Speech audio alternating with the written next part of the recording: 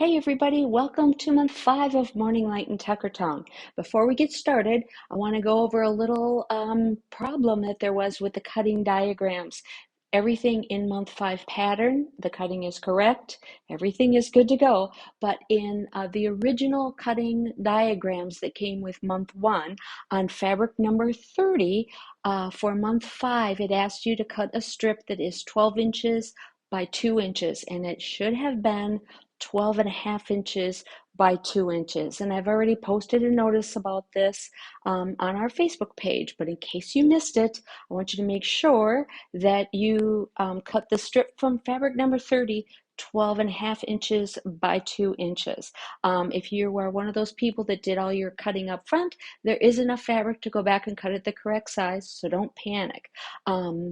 The other thing we're going to do this month is we're going to be making 4 blocks. We're going to be making 3 strips that are strips of 4 patches, and then also 1 larger block, and that's going to be it for this month. But we're going to be using new tool. It's the 4-patch square up tool, and I'm going to be showing you exactly how to use the tool and how to line up the markings with the seams of your little 4 patches, and hopefully everybody is well acquainted with spinning their seams, and your little 4-patch strips are going to be absolutely beautiful. So let me think.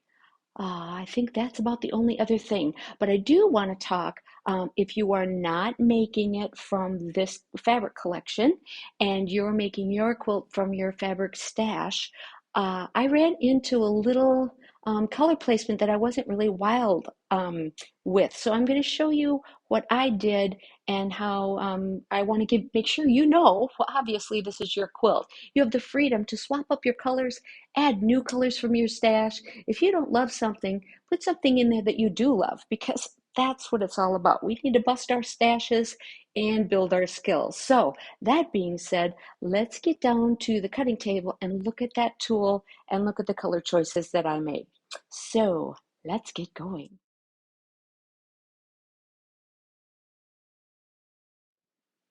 Okay, so when I was busting my stash and using this fabric collection that I happen to have, along with some oranges that I added in to make it bright, I just went through the cutting diagram and I signed colors where I thought they were going to look great. And when I got to this block, I was not thrilled about the colors, that the way they ended up in these half square triangles. So originally this was supposed to be color number 22 and color number 12 for these half square triangles. And this is the way it looks. Now in the overall scheme of the quilt, it might be okay. I just thought it looked kind of dark. So I remade this portion of the block and put a different color in here using the same fat quarters that I already had, and this is how it ended up. I just think this looks a lot brighter and nicer, and I'm much happier now. So I want you to know that if you don't like the way something looks and you're regardless of what fabric you're using, go ahead and swap things out and make it beautiful and make yourself happy with how your colors turn out. So that being said, let's get on to the next section. Okay, just want to go briefly over the 4-patch square up tool. I absolutely love this tool, and I hope you'll get to love it too. But I want to make sure you know how to use it, and that's going to guarantee that you're going to run for it every time you have to make a 4-patch unit. So let's zoom in here a little bit. And look at this area of the tool. There's a little chart here that's going to show you what size finished units that you might be wanting to make, and then what size strips to start with in order to achieve that. So in this month, we're going to be making 2-inch finished units. So you can see where I follow down here to 2, and we cut 1 3/4 inch strips, and that's what your pattern said. But I just wanted you to know how to use that portion of your tool. The rest of your tool, there are 2 sections, and let me zoom out a little tiny bit here. Okay, so there's 2 sections, a lineup section here and a lineup section here. And they work the same, but they're for different sizes. This is for cut sizes that are going to be in whole inch increments, and this is going on this side is going to be cut sizes for 1 1/2 inch increments. So we are going to be making 2-inch finished units, and so that means we're going to be trimming them to 2.5 inches. So we're going to be using this section of the tool. The other question I hear a lot of times, and I want to zoom in on this just to point this out. Right here on your tool, it says finished size of 4 patch centers. And so there are little bullseyes that have a number on them. And because we're making 2-inch finished, we're going to look for the 2, and this is right where the seams are going to be intersecting. And there's a 2 there. And the cut size is 2.5. Now, I've been asked this many times, why doesn't this say 2.5? And it's because you're lining this up in a part of your little 4 patch where all the seams are already finished, and it finishes at 2 inches. When you trim them up and you line up out here, it's 2.5 inches, and this is 2 inches in the center, but these seams aren't sewn yet, so that is 2.5 inches. I hope that makes sense. There are pretty good pictures in your pattern, so you should be able to get through this project. But in the future, I just want you to know that that is how that tool works. Now, let's get going.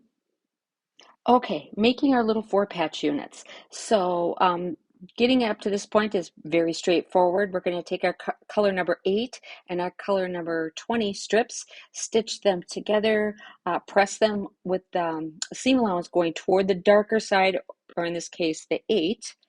And then you're going to nest them together so that the seams nest with each other right there. Then you're going to cut into 1 3/4 inch segments, and you're going to stitch those right down one side.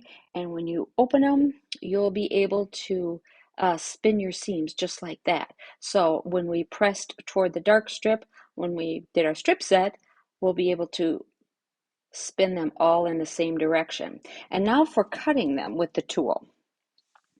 Okay, so I'm going to assume that's nice and pressed. Give those a press, and everyone knows every time I go to the iron, I'm giving it another layer of fabric stabilizer of your choice. I love Best Press, and I also use Niagara spray starch a lot.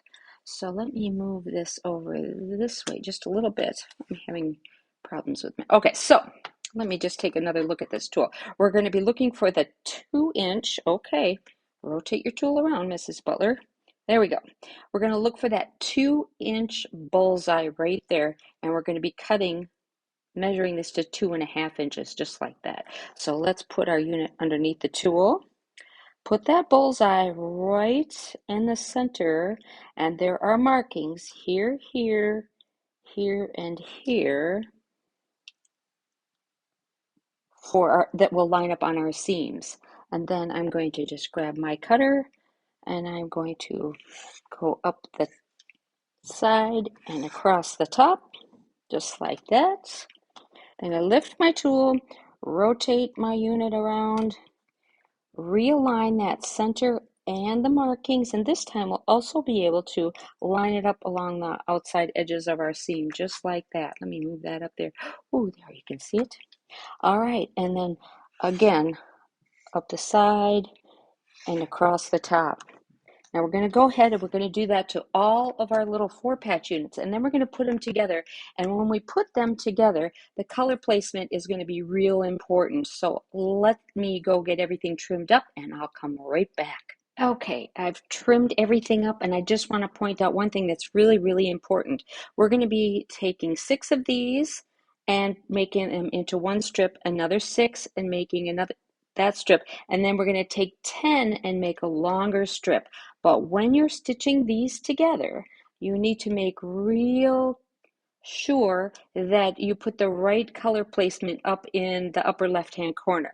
So for the 2 sets of 6, you're going to make sure this square has fabric number 20 in it, and on the long one with 10 4-patch units, you're going to have the number 8 fabric in that position. And that's so that later, I'll show you my other colorway. At one point, when we get finished with our quilt, and here I made them from a different colorway, in month 9, when we go to assemble our quilt, we're going to have this going one direction and this one coming here. And we want to make sure that all of our color turns out in the right position when it gets over into this corner so it continues our checkerboard. So that is the reason for that. So your long strip will have the dark position here, the number 8, and the 2 short strips will have the position 20 in that spot. So, all right, let's get on with our next step.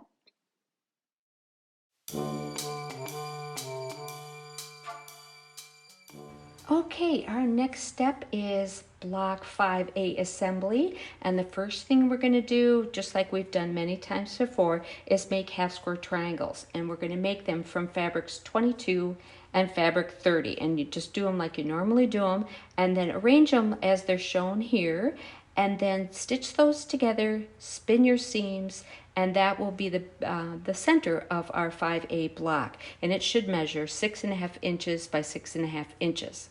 So the first thing you're going to do is take your fabric number 12 triangles and sew one triangle to each side of the half square triangle section that you just created. Press those seams toward the triangle and then add the remaining 2 number 12 triangles to the opposite sides. Press those again toward the triangles, and then use any ruler. I like to use my Tucker Trimmer 3, but square this up to 9 inches by 9 inches. The next thing you're going to do is take your number 9 triangles, and just like we did before, you're going to stitch them on opposite sides, press toward the triangle, add the remaining triangles on the other 2 sides, press again. This time we're going to square the entire thing up to 12 inches, well actually 12.5 inches by 12.5 inches. Then the only thing left to do is just add the rectangles onto the side, the little sashing rectangles, and add those in alphabetical order. So the first one I put number 30A, then 14B, and 26C onto the left side of the center block we just created, and then the fabric number 5D rectangle onto the right side. And gang, you did it. We are done. See you next month. Happy stitching!